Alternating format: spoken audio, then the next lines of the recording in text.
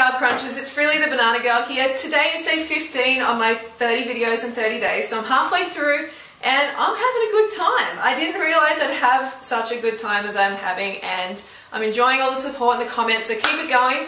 And today's video is about how a 100% raw food diet can be very unhealthy. And I know some of you are probably thinking, what? The Banana Girl is going crazy. She's eating some cooked food now, and now she's writing off the raw food movement. No, that is not what I'm doing, and you're going to understand very soon what this is all about. So, the way that a raw food diet can be unhealthy is if it's a high-fat raw food diet. Okay, that is a very unhealthy diet. I remember when I first came to raw food movement, I came through the high-fat raw food movement. And it was, you know, it's a good way. At least I got here to where I am now. It's great to bring people in, but it doesn't keep people raw, okay?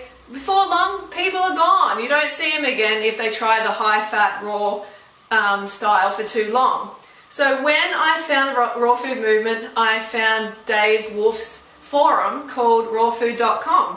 And I went there. It's a pretty high-fat forum, as most people who are familiar with it know. And I was a newbie, so I went there with all these questions. I'm like, how much do I eat? What do I eat?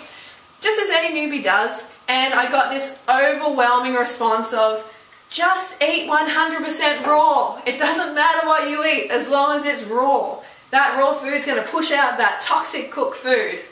And yeah, I believed it. I thought anything that was raw was good, so I got stuck into the, you know, cacao and the oils and the nuts. And I was having like, I remember at one stage I had avocado, banana and cacao mixed together into a mousse. That was my favourite thing for ages. I'm like, oh yes, I get to eat chocolate still. I get to eat all these cakes, all these fatty lasagnas. I thought it was the best thing ever. But boy, was I wrong. I was way off track. And I started to feel really sick pretty soon. So I had to find another way. I mean, like, I came from a pretty unhealthy diet, you know, pretty standard diet. I took out the meat, the dairy and eggs, and I got this jump in health, which was awesome, but pretty soon I became glucose deficient from eating this high-fat raw diet. Pretty soon after, I was binging out on everything else. So, the high-fat does not work, and the four main offenders that I've identified are cacao, or cracao, oil, Himalayan salt or sea salt, any old salt, and nuts. So cacao is the first one, and it contains lots of stimulants, theobromine, which is a neurotoxin and stimulant, and something you do not want in your blood at all. I mean, I'm coming from this lifestyle where I had a lot of like stimulating foods and, you know, drugs as well, and coffee.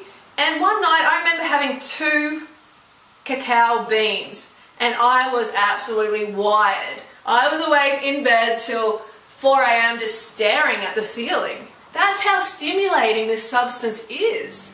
Really, really not good to have in your body. So get rid of that stuff, that processed, expensive, you know, gunk. You don't want that in your blood. So next one is oil. So oil is 100% refined fat.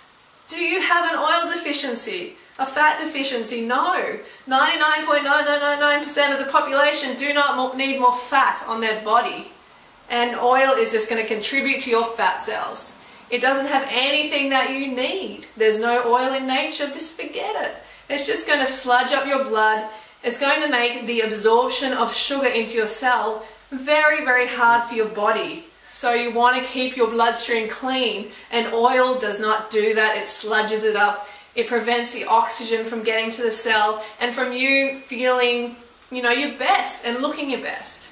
So salt.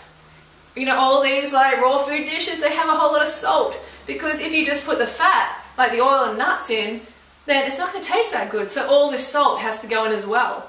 And I don't care if it comes from the Himalayas. It doesn't matter. It's sodium, it's salt. It's going to retain fluid 100 times or more in your body. So you're going to expand. You're going to get all this fluid where you don't want it.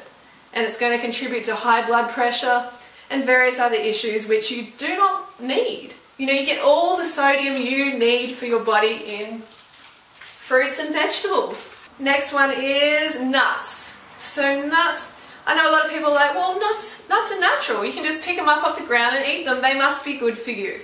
Well, there are sometimes food in my book. They're not that great for you. You're better off having fruits and vegetables. They're the low-fat, high-carb foods. Nuts are, 70% or more fat generally, which is just something that your body, your high-carb body, does not need. You might go for it when you're hungry, when you're binging out and stuff like that. It's only because you're hungry and you're going for a dense calorie source.